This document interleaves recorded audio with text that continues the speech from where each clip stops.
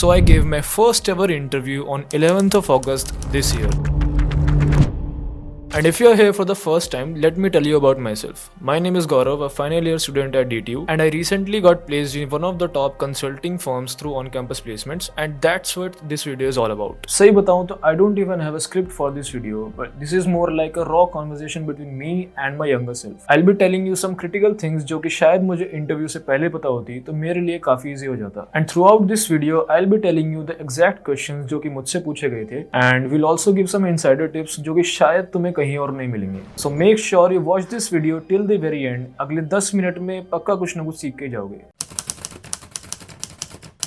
So before the interviews आपको कुछ online test rounds clear करने होते हैं जो कि एलिमिनेटरी होते हैं. इट मीन्स कि अगर आपका एक भी राउंड खराब होता है then you are out of the race. Disclaimer, I can't tell you the exact name and details of the company I got selected for क्योंकि कॉलेज की कुछ पॉलिसीज होती हैं, बट शायद तुम गेस कर ही लोगे. जब हमारा प्लेसमेंट सीजन स्टार्ट हुआ था, this was one of the companies that I was targeting and I was eagerly waiting for it. और मुझे अभी भी अच्छे से याद है कि 1st of August को हमारे पास नोटिफिकेशन आया था कि this XYZ company has arrived, आप अपने रिज्यूमे मैनेजर पे अप्लाई कर सकते हो. Around 1000 students applied for this company and जिसमें से उन्होंने रिज्यूमे शॉर्टलिस्टिंग करी एंड 80% बच्चों को पहला टेस्ट लिंक आ गया. तो round 1 was an online test which was basically revolving around your analytical skills and your aptitude skills. तो इसमें कुछ इंग्लिश के क्वेश्चंस होते हैं, कुछ एप्टीट्यूड वाले होते हैं, कुछ लॉजिकल रीजनिंग, कुछ छोटी मोटी पजल्स वगैरह होती हैं. The difficulty level of this round was on easier side, मतलब इजी पेपर था, बट द कैच इज कि यहाँ पे तुम्हें 50 मिनट में 56 क्वेश्चंस करने थे, तो you have to be very fast. अब यहाँ पे तुम्हें एक प्रो टिप देता हूँ. Before getting into an online test आप उसके पैटर्न के बारे में, उसके टाइम लिमिट्स के बारे में सब कुछ ये सब पहले से थोड़ा रिसर्च कर लिया करो. And for this Geeks for Geeks ने मुझे बहुत हेल्प किया था. तो मैंने Geeks for Geeks की वेबसाइट पर ऑलमोस्ट 100 से भी ज्यादा इंटरव्यू एक्सपीरियंसेस पड़े हुए थे. So I was very well aware about the pattern of the exam जो कि आने वाला था. So I was feeling really confident about it. तो मेरा राउंड 1 तो एकदम बढ़िया चला जाता है स्मूथली एंड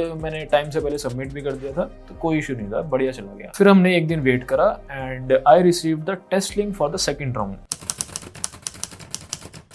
बट ये टेस्ट लिंक सबको नहीं आया था, तो वो नंबर 80% से घटकर अब 40% पे आ गया था, which means more than half of the students were already eliminated. तो अब थी राउंड 2 की बारी and the round 2 was all about your verbal skills and आप इंग्लिश कितने अच्छे से जानते हैं, कितना अच्छे से बोल पाते हो. That's what it was all about. इसमें कुछ इस टाइप के क्वेश्चंस होते हैं कि तुमसे ऐसे लिखवा लेते हैं, तुम्हें कुछ सेंटेंसेस दिए हुए हैं, उनको तुम्हें प्रोनाउंसिएट करना है. अब ये सेंटेंसेस थोड़े ट्रिकी होते हैं, जैसे नॉर्मल वर्ड्स नहीं होते, जिसमें यूजुअली बच्चे गलती कर देते हैं. एंड एक टॉपिक दे दिया, उस पर तुम्हें 1 मिनट कंटेम्प्रेरी बोलना है और कुछ बेसिक ग्रामर वाले ट्रिकी क्वेश्चंस भी थे. अब यहाँ पे सबसे जरूरी था कि तुम्हारी इंग्लिश अच्छी होनी चाहिए और जो भी तुम बोल रहे हो वो क्लियरली वहां तक रिसीव हो जाए. बट मेरे साथ यहाँ पे एक बहुत बड़ी दिक्कत हुई थी. टेस्ट के बीच में इन द इनिशियल मतलब 10 मिनट के आसपास मेरा हेडफोन डिस्चार्ज हो गया था.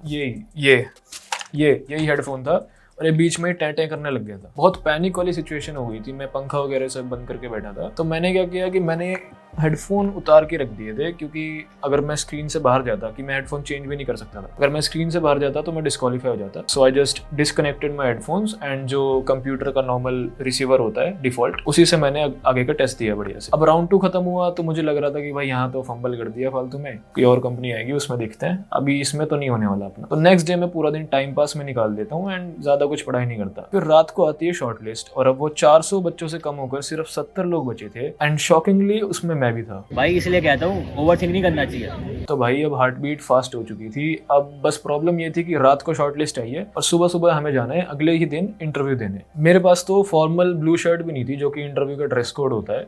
मैं उसी दिन रात को लेकर आया था. अब एक चीज और बताता हूँ कि interview is not like an exam, कि वहाँ पे तुम्हें अगर 100% चीजें आती हैं तो तुम्हारे 100 मार्क्स आ जाएंगे. इट्स मोर अबाउट कि तुम्हें जितना आता है उसको तुम अच्छे से प्रेजेंट कर पाओ इंटरव्यूअर को. It's more like a sales call कि तुम्हें खुद को प्रेजेंट करना है, खुद को बेचना है कि I am a right fit for this role and I am really interested to join this company. यही सब उनको बताना होता है. But again it is always suggested कि उस 100 के तुम जितना पास जा सको उतना बढ़िया है. अगर तुम सब कुछ ही बहुत अच्छे से कवर कर लोगे तो तुम्हारे सिलेक्शन के चांसेस बहुत ज्यादा बढ़ जाते हैं, जिसको ये लक बोल देते हैं. तो अभी तक जो भी था it was the pre interview phase and अगले दिन सुबह सुबह मैं जाना है इंटरव्यू देने.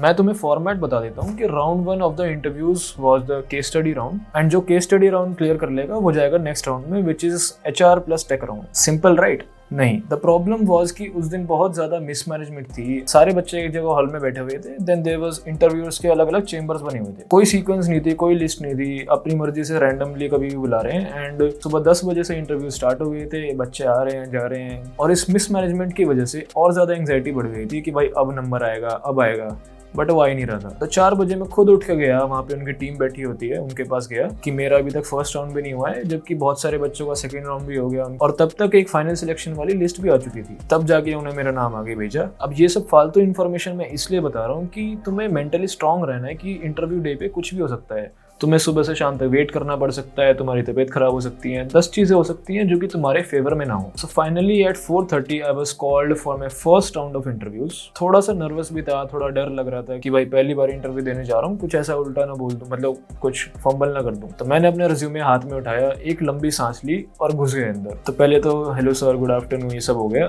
बैठ गए। तो मैंने अपना एक बढ़िया सा इंट्रो प्रिपेयर करा हुआ था एंड सेम टू सेम मैंने वहाँ पे चिपका दिया। 1-2 लाइन्स ऊपर होती है, बट ठीक है, इतना चलता है। अब मेरे जो इंटरव्यूअर सर थे ना, वो बहुत ही स्वीट आदमी थे। उन्होंने बहुत अच्छे से अपना इंट्रोडक्शन दिया, अपने बारे में बताया कि आप इतने साल से वो काम कर रहे हैं। ये बताया कि मुझे घूमना बहुत पसंद है, मैं अपनी फैमिली के साथ यहाँ जा चुका हूँ, 20 कंट्रीज घूम चुका हूँ। तो 1-2 मिनट उन्होंने अच्छे से अपने बारे में बताया। तो शुरुआत में ही माहौल थोड़ा सा हल्का हो गया था कि ठीक है, अब स्टार्ट करते हैं। तो सबसे पहले उन्होंने एक ब्रेन टीजर पूछ लिया, I will tell you the question. So the question was कि एक तुम्हारे पास एक बहुत बड़ा टब है, उसमें तुम्हारे पास 50 व्हाइट कलर के सॉक्स हैं, 50 ब्लैक कलर के सॉक्स हैं, एंड तुम्हें उसमें से एक पेयर बनाना है। So what is the maximum number of attempts you have to do, जिससे तुम वहां से एक पेयर निकाल सको। एंड द कंडीशन वाज कि तुम उस टाइम पे ब्लाइंड फोल्ड होगे, तुम देख के नहीं बता सकते और ना ही छू के बता सकते हो कि ये व्हाइट है या ब्लैक है। एक बार वीडियो पॉज करो और खुद सोचो क्या आंसर होना चाहिए।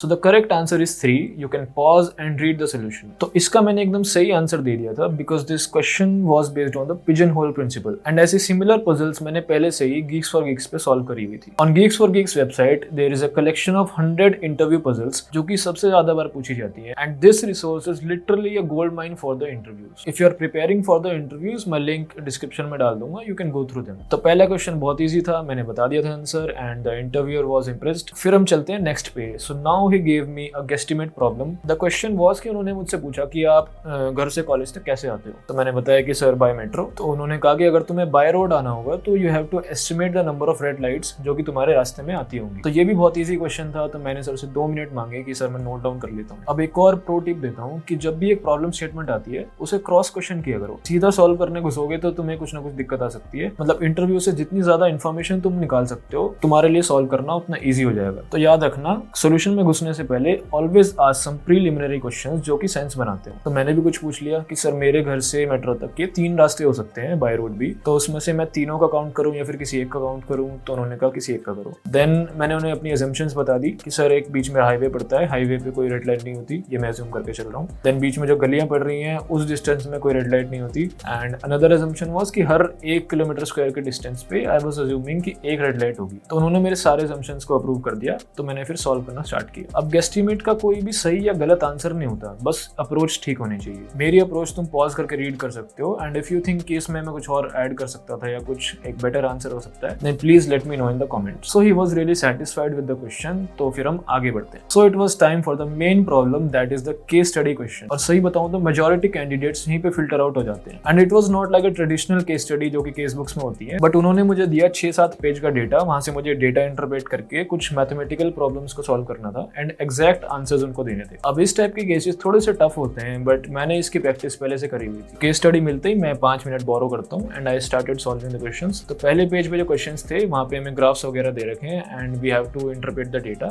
एंड वहाँ से हमें CAGR वगैरह निकालना था। तो 5 मिनट में पहला पेज में सॉल्व कर देता हूँ एंड मैंने उनको आंसर दिखाया and the answers were correct. He was pretty satisfied. तो उन्होंने मुझे खुद ही रोक दिया कि आगे मत करो, we should jump to the next question now. देखो अभी तक बहुत बढ़िया इंटरव्यू जा रहा है, I am in a good position, mostly सारे आंसर्स मैं सही दे रहा हूँ एंड ऐसा कोई बहुत बड़ा फंबल नहीं किया अभी तक। थोड़ा बहुत बोलने में हो सकता है कि प्रॉब्लम हो रही थी, बट हाँ अभी तक सब कुछ एकदम बढ़िया जा रहा था। बट अब मुझसे एक ऐसी गलती हो जाती है जो शायद कोई इमेजिन भी नहीं कर सकता। मतलब अगर तुम एक सीरियस कैंडिडेट हो और तुम एक ऑफलाइन इंटरव्यू दे रहे हो तो इससे बड़ा फंबल तुम बिल्कुल कर ही नहीं सकते, मतलब होता ही नहीं है, एग्जिस्ट ही नहीं करता है। अब हुआ ये था कि बीच इंटरव्यू में मेरा फोन बच गया था। मेरा फोन ऐसे टेबल पे रखा हुआ था उल्टा करके और मैं साइलेंट करना भूल गया था। तो मेरे एक दोस्त का कॉल आया हुआ था, वो पूछ रहा हो कि भाई कैसा हुआ इंटरव्यू वगैरह। भाई इंटरव्यू के बीच में कॉल करता है भाई तो क्या हो गया जिसको भी करता हूँ ना भाई उसका हो जाता है। देख उसको भी किया था मैंने, उसका भी हो गया।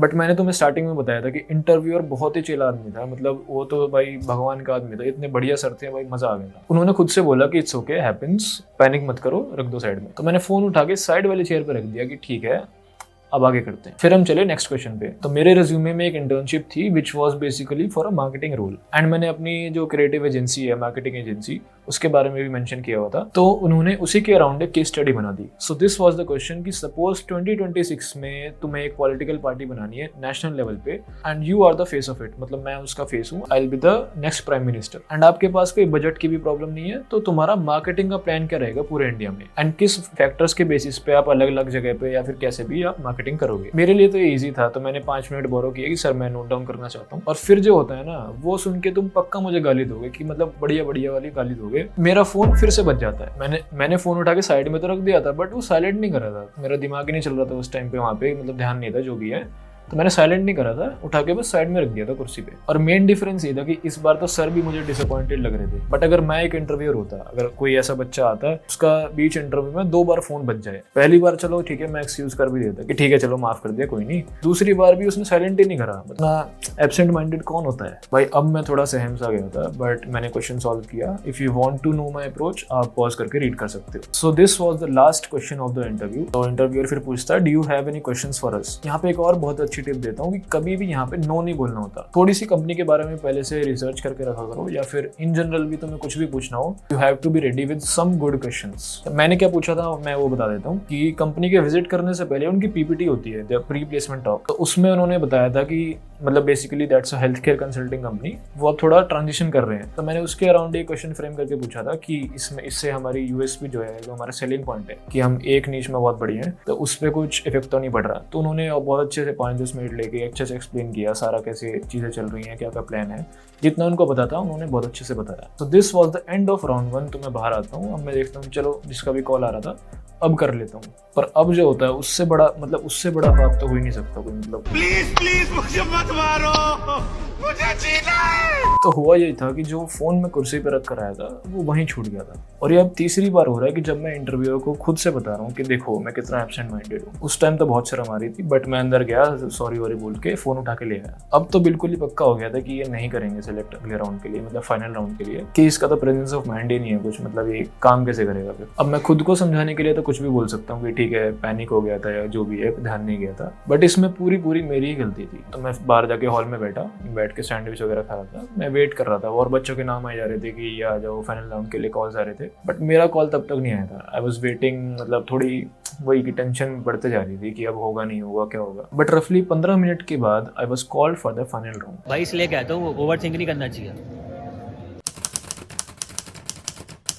पहले तो मैंने मन में उस इंटरव्यूअर को थैंक यू बोला कि भाई क्या बढ़िया आदमी, एकदम ही सच में भगवान का आदमी था वो। तो मैं रिज्यूमे उठा के चलता हूँ वापस एंड इस बार मैंने फ़ोन पता नहीं कहाँ छोड़ दिया था। मुझे सच में अभी तक नहीं याद कि कब मैंने कहाँ छोड़ा था फ़ोन। बाद में किसी का ग्रुप में मैसेज आया हुआ था कि ये किसी का फ़ोन पड़ा हुआ है, ले जाओ यहाँ से। अब थोड़ा मामला सीरियस हो गया था। अब मैं इस थॉट के साथ घुस रहा था कि ठीक है अभी तक जो भी फंबल हुआ, जो भी गलतियाँ हुई, CGPA कम थी, शॉर्टलिस्ट नहीं आ रही थी, जो भी दिक्कतें थी, everything comes down to this moment कि यहाँ से अगर तुमने निकाल दिया तो भाई तुम्हारी सारी गलतियाँ माफ़ हो जाएंगी। अब डू और डाई वाली सिचुएशन थी और उसी माइंडसेट के साथ मैं अंदर घुस गया। तो इस बार जो इंटरव्यूअर सर थे वो भी काफी चिल थे but he was really good at putting me in situations जहाँ पे मैं कुछ गलती कर दूं, कुछ मतलब गलत बोल दूं या कुछ बहुत बड़ा फंबल कर दूं। सबसे पहले घुसते इन्होंने हैंडशेक किया, जो कि मुझे घर आके पता चलता है कि this is also a psychological trick. ये एक टेक्निक होती है जिससे वो जज करते हैं तुम्हारे हैंड जेस्चर से। फिर वही इंट्रोडक्शन से स्टार्ट होता है बट इस बार फर्क ये था कि मैंने वो रटा इंट्रोडक्शन नहीं बोला। इस बार मेरे जो मन में आ रहा था कि ये सारी बातें मुझे बता देनी चाहिए अपने बारे में, वो सब मैंने एक एक करके बता दिया। तो इंटरव्यू में फर्स्ट इंप्रेशन जो पड़ता है वो रिज्यूमे रिज्यूमे से पड़ता है, तो मेरा रिज्यूमे तो काफी अच्छा था। तो उन्होंने स्टार्ट करा रिज्यूमे ग्रिल करना, मतलब एक एक चीज में बहुत ही डिटेल में जा रहे थे। यहाँ पे एक और प्रो टिप देता हूँ कि इंटरव्यू में बिल्कुल भी झूठ मत बोलो, not because you have to maintain a good boy personality, but more because कि ये इंटरव्यूज जो होते हैं बहुत स्मार्ट होते हैं, इंटेलिजेंट होते हैं। अगर तुमने हल्का सा भी कुछ इधर उधर करा और उन्होंने पकड़ लिया तो वो समझ जाते हैं कि मतलब इसका फेक एक्सपीरियंस है जो भी है, तो वो पकड़ लेते हैं उस चीज को। हल्का फुल्का चलता है कि तुम कुछ चीज बड़ा चढ़ा के बता दो तो वो चलता है, कोई दिक्कत नहीं है, बट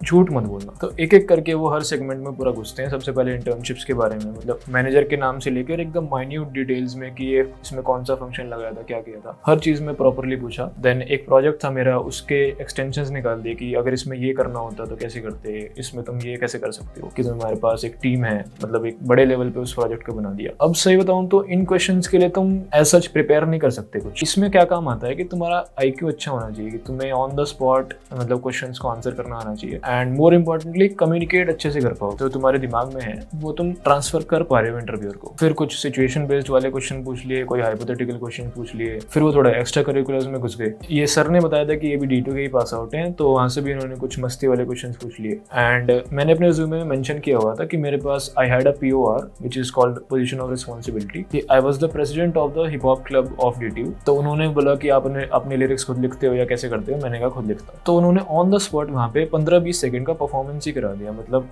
नॉट बिकॉज कि उन्हें सुनना था, but they wanted to know कि मेरे थॉट्स क्या है, मैं किस चीज के बारे में लिखता हूँ, क्या सोचता हूँ, ये सब वो जानना चाहते थे। तो 20-25 मिनट रिज्यूमे ग्रिल करने के बाद उनका थोड़ा सा मूड चेंज होता है कि सारी टेक्निकल बातें तो हो गई, अब आते हैं मेन मुद्दे पे। तो अब वो सर इंटरव्यूअर नहीं थे, अब वो बिल्कुल एक थेरेपिस्ट जैसी बातें करने लग गए थे। तो उन्होंने बहुत सारे क्वेश्चंस पूछे, जो भी बिहेवियरल क्वेश्चंस होते हैं उसी का थोड़ा सा एक्सट्रीम वर्जन वो पूछ रहे थे। द क्वेश्चंस वर लाइक कि when did you cry last time, and अगर आपका कभी अपने फादर से कभी आर्ग्यूमेंट हुआ है तो किस बात को लेकर हुआ है, और पूछा था कि आपका बिगेस्ट फियर क्या है, how do people perceive you, कि जहाँ पे तुम लास्ट इंटर्नशिप में काम करते थे, तो अगर तुम उन लोगों से सर्वे लोगे तो तुम्हारी सबसे अच्छी बात वो क्या बोलेंगे एंड सबसे बेकार बात वो क्या बताएंगे। तो ऐसी सारी क्वालिटीज वो मेरे बारे में जानना चाहते थे। तो ऐसी हार्ट टू हार्ट कॉन्वर्सेशन चली ऑलमोस्ट आधे घंटे तक। एंड सही बता रहा हूँ, मतलब इतना अच्छे से मेरे दोस्त मुझे नहीं जानते होंगे जितना वो मुझे आधे घंटे में जान गए थे। एंड मैंने बहुत आराम से सोच के थोड़े रियलिस्टिक बढ़िया आंसर्स दिए थे जो कि सेंस भी बनाते हो। और इस बार तो फोन भी नहीं बजा, तो बढ़िया चल रहा था। यहाँ पे एक और प्रो टिप है तुम्हारे लिए कि जो भी बिहेवियरल क्वेश्चंस होते हैं उनके बहुत ज्यादा फैब्रिकेटेड आंसर्स मत देना,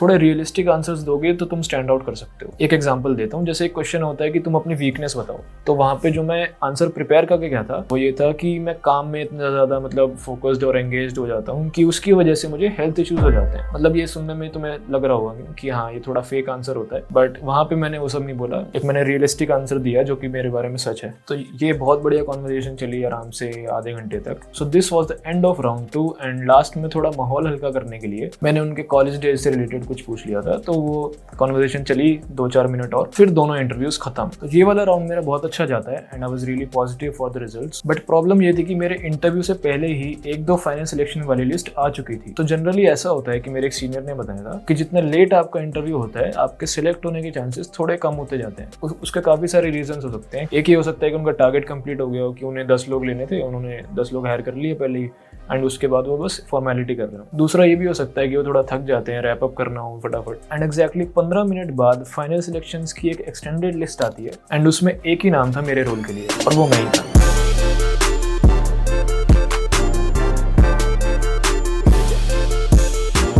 So that was it for this video, and अभी 2 वीडियोस और आनी है प्लेसमेंट सीरीज में that I'll be posting on consecutive Saturdays. So make sure to subscribe and thanks for watching. मैं फर्स्ट ईयर में दिखाऊंगा, मैं DSA कंप्लीट कर लूँगा और मेरे को फिर सेकंड ईयर में एक्सप्लोर करूँगा थोड़ा थोड़ा।